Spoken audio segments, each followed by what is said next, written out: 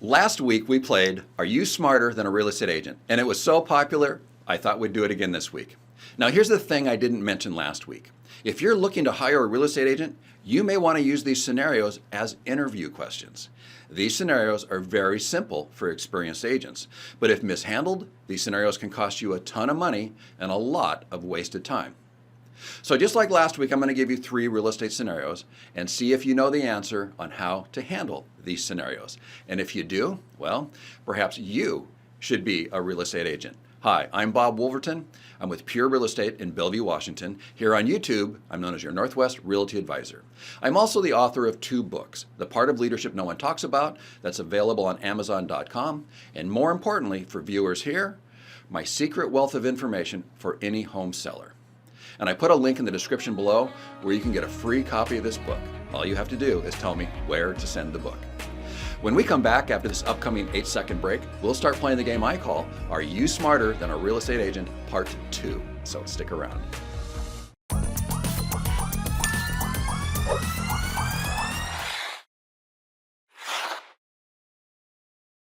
Welcome to episode 2 of Are You Smarter Than a Real Estate Agent? Let's get right to our first question.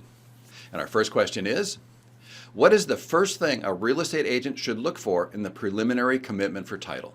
So let me explain a little bit about how this works. Normally, as soon as a listing agent gets a signed listing agreement, the first thing they do is order a preliminary commitment for title from the title company. There are several things the agent should be looking for within the commitment, but what is the number one thing? The very first thing they should be looking for. And this also applies to both the seller's agent and the buyer's agent, because the listing agent will upload the preliminary commitment for title to the MLS. So when the buyer's agent goes to write an offer, they should be looking for this exact same thing within the commitment. What is the very first thing they should be looking for in the preliminary commitment for title? And the answer is to make sure the seller has lawful authority to sell the property. I know, it sounds simplistic, but look at it this way. Let's say the seller's name is, for example, let's say Michael Anderson. And Michael Anderson lives in the home. Matter of fact, he's lived there for the last 7 years. And Michael Anderson signs a listing agreement with the listing broker. But when you get the preliminary commitment for title, you see the legal owner of the home is a trust or an estate or an LLC or a corporation or somebody who's not Michael Anderson. Now for this example, let's say the home is in a trust and Michael Anderson may be the executor of the trust, but Michael Anderson as an individual is not the seller, the trust is the seller, and the contract has to be written that way. And Michael Anderson's signature block has to include his title as the executor of the trust, not as his individual self, because he as an individual has no lawful authority to sell the home. That's always the first thing you want to check is, does the person selling the home have lawful authority to sell the home? I know it sounds simplistic, but it's the first legal requirement that must be satisfied. This is something the listing agent should check as soon as they get the preliminary commitment for title. But just in case the listing agent fails to check who the legal owner is, the buyer's broker should check the same thing when they write a purchase offer. Because if both agents miss that fact, you'll get several weeks into your buying process, and I can guarantee you the escrow company will catch the discrepancy, and probably the buyer's lender will catch it also, and then you will have wasted all this time and energy thinking you were buying a home, and yet you're not. So that's always the first thing to check. Verify the seller has lawful authority to sell a home. Okay, on to our second scenario. You just bought a home. When you were shopping for the home, you noticed within the marketing remarks in the listing, the previous owner is planning to include the washer and dryer with the home.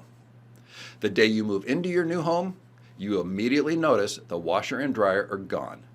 What happened? Well, when the marketing remarks on a listing say the washer and dryer are included in the sale, that means the seller is willing to include them in the sale. But when you write your offer on the Form 21 in paragraph 5 included items, you need to check the boxes for the washer and the dryer. Because if it's not in the contract, it's not part of the deal.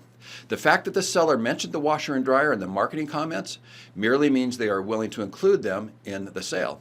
But you have to put it into the contract by checking these boxes to take advantage of the seller's offer.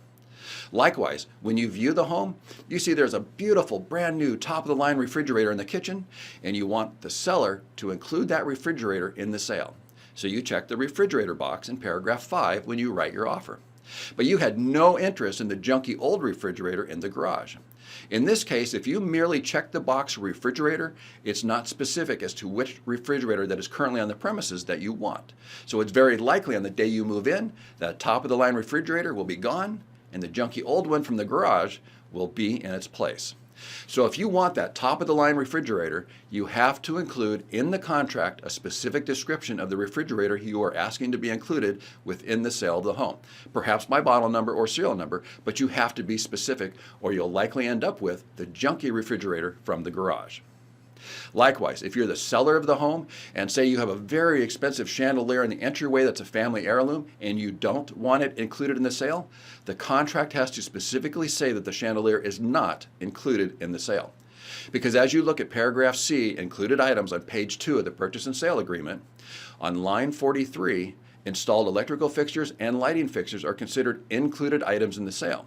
So as the seller, if you want to keep that family heirloom, since it is an installed light fixture, you must specifically in the contract state that it is not included in the sale. And this brings us to a very important point. I have heard real estate agents tell their clients the purchase and sale agreement is merely a boilerplate agreement and to just sign it. Nothing can be further from the truth. Certainly, the purchase and sale agreement covers most of the usual and ordinary stuff in a residential home sale, but every line is in there for a purpose, and every line, unless crossed out, is part of a legally binding contract, and it has contractual impact upon you. When the contract says light fixtures are included in the sale of the home, if you arbitrarily decide to remove that expensive chandelier, the buyer can sue you for breach of contract. If a real estate agent ever tells you the purchase and sale agreement is merely a boilerplate agreement and that you should just sign it, you need to find another real estate agent because that agent doesn't know what the hell they're doing. Our next scenario will be a perfect example illustrating this point. Okay, here's our third scenario. You write an offer on a home that you want to buy, and your offer gets accepted by the seller.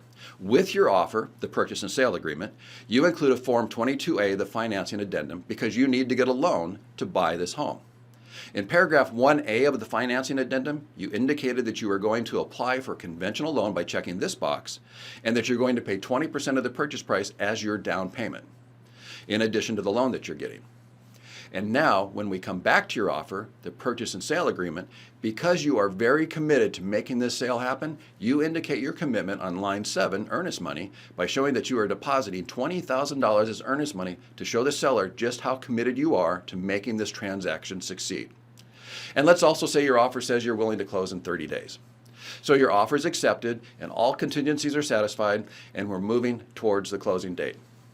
Then 3 days before closing, the lender calls the seller's agent and says the buyer cannot close on time because for their 20% down payment, the buyer is liquidating their employee stock options and it's taking longer than expected to obtain those funds.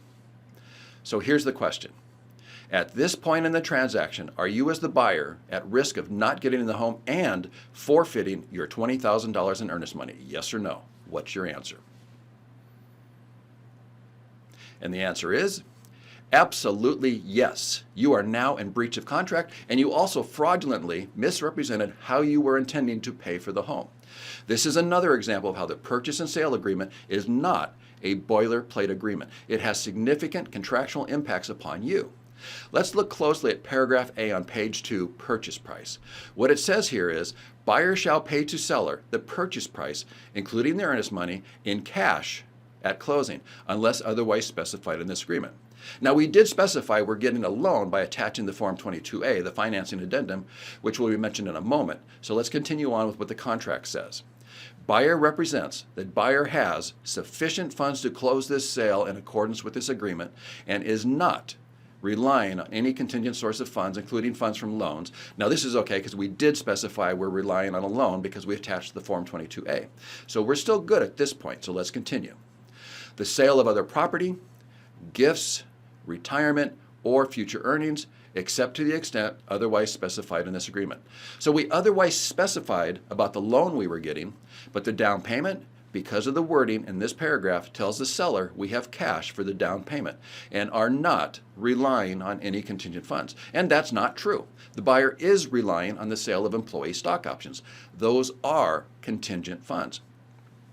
So the buyer fraudulently represented their intent in this contract, and since they can't perform, i.e. close on time, the buyer is at risk of losing their $20,000 in earnest money. What the buyer's agent should have done is also included a Form 22EF, the Evidence of Funds Addendum. And you can see here in the 22EF, under definitions, item C, contingent funds means that buyer does not currently have but expects to receive from another source prior to closing and for which there is no contingency, such as a loan, proceeds from the sale of other property or stock, retirement funds, a gift, or future earnings.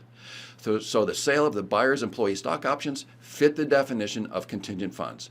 And as we scroll further down in this form to paragraph 3, all we have to do is check the box Other and write in a short description of the buyer selling their stock options as the way they intend to obtain cash to fund their down payment.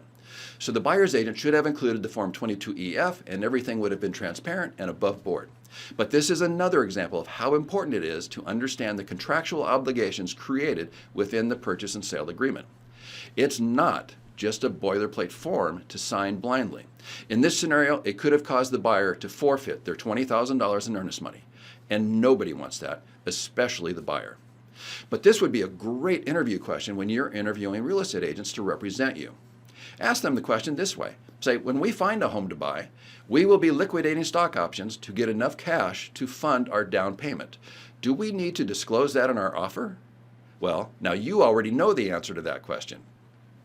If the agent you're interviewing doesn't know the answer to that question, keep interviewing until you find one who does. There are many real estate agents out there who do know the correct answer. Unfortunately, there are many who don't know the answer. You just have to find one who does and hire that agent to represent you.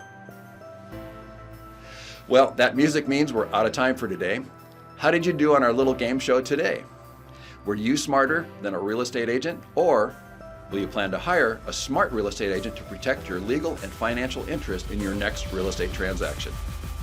I hope you enjoyed today's video. If you did, click that subscribe button and click that reminder bell. That reminder bell will notify you when I post new videos. If you'd like to get a copy of my book called My Secret Wealth of Information for Any Home Seller, I posted a link in the comment section below. All you have to do is tell me where to send the book. If you'd like to contact me, you can find my email address and my telephone number in the description below and at the end of this video. Call me or email me. I would love to hear from you, and I'd love to represent you in your next real estate transaction. I'm Bob Woolverton. I'm with Pure Real Estate in Bellevue, Washington. Here on YouTube, I'm known as your Northwest Realty Advisor. Every Tuesday morning at 7 a.m., I post new videos about buying, selling, or investing in real estate, as well as some home tours and listing videos. I'll see you next week.